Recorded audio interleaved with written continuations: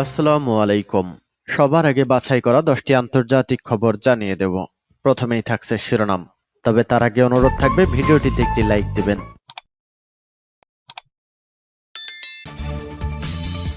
জানিয়ে দেব সর্বশেষ আপডেট আন্তর্জাতিক সংবাদ। শুরুতেই শিরোনাম। ইউক্রেনের জ্বালানি অবকাঠামোতে রুশ বিমান ও ক্ষেপণাস্ত্র হামলা। সন্ত্রাসীদেরকে সম্পূর্ণভাবে নিরস্ত্র করতে ইরাককে কয়েকদিন সময় দিয়েছে ইরান, জানিয়েছেন সেনাপ্রধান বাকেরি। এদিকে ইউক্রেনের বিজয়ের মাধ্যমে রাশিয়ান আগ্রাসন শেষ হবে বললেন জেলেনস্কি। জাতিসংঘ অথর্ব ও খোঁড়া হয়ে গেছে বলছে ইউরোপীয় কাউন্সিল। এবার জেলেনস্কিকে পোল্যান্ডের হুঁশিয়ারি। সর্বশেষ জানিয়ে দেব ফের অগ্নিগর্ভ মণিপুর, সংঘাতে আহত 15। এতক্ষণ শুনছিলেন সংবাদ শিরোনাম, এবারে বিস্তারিত। আজকের সংবাদ সম্পর্কে আপনার মূল্যবান মতামত কমেন্ট করে জানিয়ে দিন কোন স্থান থেকে আমাদের সংবাদ শুনছেন এবং দেখছেন।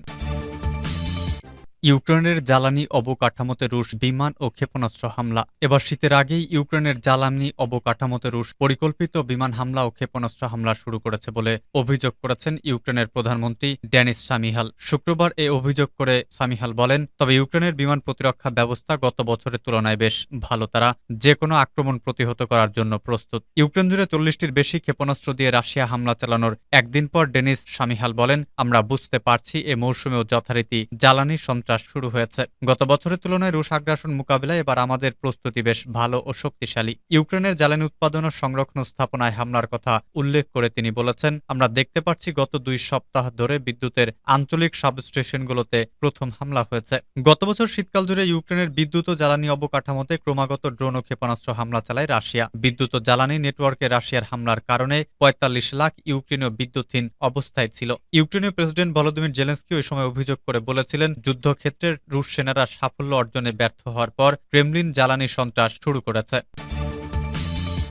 সন্ত্রাসীদেরকে সম্পূর্ণভাবে নিরস্ত্র করতে ইরাককে কয়েকদিন সময় দিয়েছে ইরান, জানিয়েছেন সেনাপ্রধান বাকেরি। ইসলামী প্রজাতন্ত্র ইরানের সেনাপ্রধান মেজর জেনারেল আলী বাকেরি বলেছেন, ইরাকের কুর্দিস্তান অঞ্চলে যে সমস্ত সশস্ত্র সন্ত্রাসী তৎপর রয়েছে তাদেরকে সীমান্ত থেকে সম্পূর্ণভাবে সরিয়ে দেওয়া এবং নিরস্ত্র করার জন্য বাগদাদকে আরও কিছুদিন সময় দিয়েছে তেহরান। গত মার্চ মাসে ইরান ও ইরাকের মধ্যে একটি নিরাপত্তা চুক্তি সই হয়, যার অন্যতম গুরুত্বপূর্ণ অংশ ছিল ইরানের সীমান্তবর্তী এলাকা থেকে কুর্দি সন্ত্রাসীদের নিরস্ত্র করা ও সরিয়ে দেওয়া। মেজর জেনারেল বাকেরি বলেন, মার্চ মাসের এই 2 চুক্তি পরিষ্কার করে বলে দিচ্ছে যে সন্ত্রাসী গোষ্ঠীগুলোকে অবশ্যই 19 সেপ্টেম্বরের মধ্যে নিরস্ত্র করতে হবে, কিন্তু এখনো সেটি পুরোপুরি হয়নি। গত 6 মাসে তারা যা করেছে তা হচ্ছে আমাদের সীমান্ত থেকে সামান্য একটু দূরে তাদেরকে সরিয়ে দিয়েছে। তবে তিনি সন্ত্রাসীদেরকে নিরস্ত্র করার প্রচেষ্টা চালানোর জন্য ইরাক সরকারকে ধন্যবাদ জানান। পবিত্র প্রতিরক্ষার সপ্তাহ উপলক্ষে গতকাল সামরিক কুচকাওয়াজ অনুষ্ঠানে দেওয়া বক্তৃতায় সব কথা বলেন জেনারেল বাকেরি। তিনি বলেন, প্রেসিডেন্ট বলেছেন যে সশস্ত্র বাহিনী কয়েকদিন ধরে সময় দিয়েছে, আমরা কিছুদিন অপেক্ষা করব এবং নিরস্ত্রীকরণ সম্পন্ন হয়েছে কিনা তা দেখার জন্য আমরা এই অঞ্চলে পর্যবেক্ষক দল পাঠাবো। এরপরে আমরা কি করব তা নির্ধারণ করব।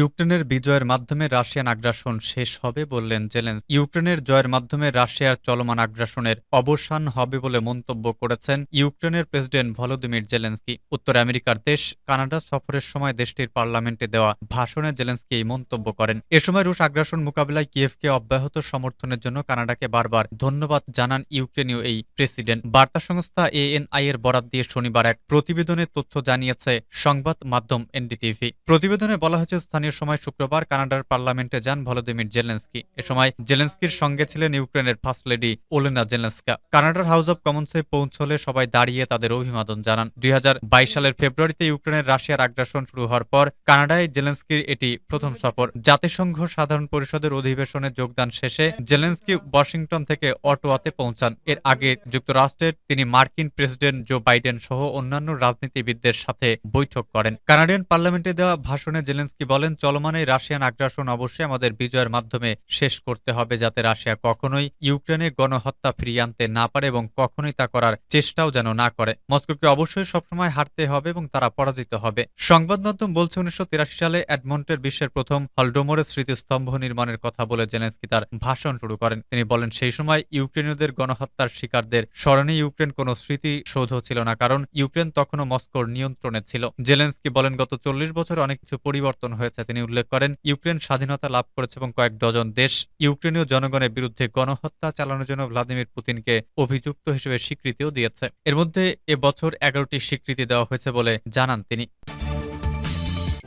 জাতিসংঘ অথর্ব ও খোঁড়া হয়ে গেছে, মন্তব্য ইউরোপীয় কাউন্সিলের। প্রতিকূল শক্তির মুখে জাতিসংঘের পুরো ব্যবস্থা অথর্ব ও খোঁড়া হয়ে গেছে বলে মন্তব্য করেছেন ইউরোপীয় কাউন্সিলের প্রধান চার্লস মিশেল। গত বৃহস্পতিবার নিউ ইয়র্কের জাতিসংঘের সাধারণ পরিষদের ৭৮তম অধিবেশনে এ মন্তব্য করেন তিনি। এ সময় জাতিসংঘের সিদ্ধান্ত গ্রহণ ও বাস্তবায়ন প্রক্রিয়ার সংস্কারের আহ্বান জানান তিনি। ইউরোপীয় কাউন্সিলের প্রধান বলেন, আমাদের অবশ্যই নিজেদের দায়িত্ব গ্রহণ করতে হবে। এর মানে হল বহুপক্ষীয় সহযোগিতার ক্ষেত্রকে একটি দীর্ঘ ভিত্তির উপর দাঁড় করানোর প্রচেষ্টাকে সামনে এগিয়ে নিয়ে যেতে হবে। এজন্য আমাদের সবার আগে বিশ্বাস পুনরুদ্ধার করতে হবে, গুরুতর জরুরি সমস্যাগুলোর সমাধান এবং জাতিসংঘের ব্যবস্থা সংস্কার করতে হবে। তিনি আরো বলেন, দারিদ্র্য নির্মূলে বৈশ্বিক প্রচেষ্টা কমছে। ইউক্রেন যুদ্ধের কারণে বিশ্বে খাদ্য ও জ্বালানি সংকট দেখা দিয়েছে। করোনা মহামারী আমাদের যে শিক্ষা দিয়েছিল তা আমরা ভুলতে বসেছি। আমাদের অগ্রগতি খুব ধীরগতিতে হচ্ছে। এছাড়া জাতিসংঘের নিরাপত্তা পরিষদের সদস্যদের ভেটো ক্ষমতা সীমিত করার এবং এর বৈশ্বিক প্রতিনিধিত্বকে সম্প্রসারিত করার যে উদ্যোগ নেওয়া হয়েছে তার প্রতি সমর্থন ব্যক্ত করেন চার্লস মিশেল। তিনি বলেন, জাতিসংঘের নিরাপত্তা পরিষদের বর্তমান কাঠামো আজকের বৈশ্বিক পটভূমিকে যথাযথভাবে উপস্থাপন করছে না, ফলে সংস্থাটির বৈধতা বাধাগ্রস্ত হচ্ছে। তিনি বলেন, বর্তমানে ৬০টি দেশ কখনো নিরাপত্তা পরিষদে আসন পায়নি। নিরাপত্তা পরিষদে বিশ্বের প্রায় অধিকাংশ অঞ্চল যেমন আফ্রিকা, দক্ষিণ আমেরিকা, ক্যারিবিয়ান, এশিয়ার প্রতিনিধিত্ব খুব কম বা একেবারেই নেই। এসব অঞ্চলের কণ্ঠস্বর জোরদারে আমরা নিরাপত্তা পরিষদের ব্যাপক সংস্কার সমর্থন করি। জেলেনস্কিকে পোল্যান্ডের হুঁশিয়ারি। পোল্যান্ডের জনগণকে অপমান না করতে ইউক্রেনের প্রেসিডেন্ট ভলোদিমির জেলেনস্কিকে সতর্ক করেছেন পুলিশ প্রধানমন্ত্রী মাতোইস মোরাউইকি। শুক্রবার এক নির্বাচনী সভায় দেওয়া বক্তৃতায় এ হুঁশিয়ারি দেন মোরাউইকি। বার্তা সংস্থা রয়টার্স এক প্রতিবেদনে জানিয়েছে, গত বছরের ফেব্রুয়ারি থেকে ইউক্রেনে আগ্রাসন চালাচ্ছে রাশিয়া। শুরু থেকেই রাশিয়া ইউক্রেন যুদ্ধে কিয়েভকে সমর্থন জানিয়ে অস্ত্র সহায়তা দিয়ে আসছিল পূর্ব ইউরোপের দেশ পোল্যান্ডও। তবে সম্প্রতি শস্য রপ্তানি নিয়ে ইউক্রেনের সঙ্গে বিবাদে জড়ায় পোল্যান্ড। এরই জেরে 2 দিন আগে ইউক্রেনকে আর অস্ত্র না দেওয়ার সিদ্ধান্ত নেয় পোল্যান্ড সরকার। পোল্যান্ড সরকারের এই সিদ্ধান্তের পর ইউক্রেনের প্রেসিডেন্ট ভলোদিমির জেলেনস্কি নিউ ইয়র্কে জাতিসংঘের সাধারণ পরিষদে দেওয়া ভাষণে বলেন, ইউরোপে ইউক্রেনের কিছু বন্ধু যেভাবে আচরণ করছে তা উদ্বেগজনক। তারা রাজনৈতিক মঞ্চ শস্য নিয়ে একটি রোমাঞ্চকর নাটক তৈরি করেছে। জেলেনস্কির এই মন্তব্যের পরিপ্রেক্ষিতে পোল্যান্ডের প্রধানমন্ত্রী মাতোইস মোরাউইকি বলেন, আমি প্রেসিডেন্ট জেলেনস্কিকে বলতে চাই তিনি যেন আর কখনোই পুলিশদের অপমান না করেন, যা তিনি সম্প্রতি জাতিসংঘের ভাষণে করেছেন। আগামী 15 অক্টোবর পোল্যান্ডের সংসদীয় নির্বাচন। সেই নির্বাচনের আগে নিজেদের ইউক্রেন নীতি নিয়ে মোরাউইকির ক্ষমতাসীন জাতীয়তাবাদী আইন ও বিচার পার্টি ডানপন্থীদের সমালোচনার মুখে পড়েছে। রাজনৈতিক বিশ্লেষকরা বলেছেন, পিআইএস আগামী নির্বাচনে বড় দল হিসেবে টিকে থাকতে পারলেও সংখ্যাগরিষ্ঠতা অর্জনের সম্ভাবনা কম। আর এ কারণেই আসন্ন নির্বাচনের লড়াইয়ের আগে কিয়েভ ইস্যুতে আরও কঠোর অবস্থান গ্রহণ করতে বাধ্য হয়েছে পিআইএস। ফের অগ্নিগর্ভ মণিপুর, সংঘাতে আহত 15। 5 জন সশস্ত্র যুবকের গ্রেফতারের পর থেকে উত্তপ্ত হয়ে রয়েছে ভারতের মণিপুর। ধৃতদের মুক্তির দাবিতে 4-5 দিন ধরে সেখানে বিক্ষোভ, প্রতিবাদের আগুন জ্বলছে। সূত্রের খবর, আটক করা যুবকদের জামিন দেওয়া না হলেও ফের তাদের মধ্যে একজনকে হেফাজতে নেওয়া হয়। এরপর থেকেই ক্ষোভে ফেটে পড়েছেন ইম্ফল ওয়েস্টের সাধারণ মানুষ। ভারতের সংবাদ মাধ্যম পিটিআই সূত্রের খবর, শুক্রবার সকালে ইম্ফলের বিশেষ আদালতে ওই অভিযুক্তদের জামিন দেওয়া হয়েছিল, কিন্তু তাদের মধ্যে একজনকে ফের গ্রেফতার করে নিরাপত্তা বাহিনী। জামিনে মুক্ত 4 জনকে পরিবারের হাতে তুলে দেওয়া হলেও মাইরং থাং আনন্দ নামে একজনকে ফের হেফাজতে নেওয়া হয়।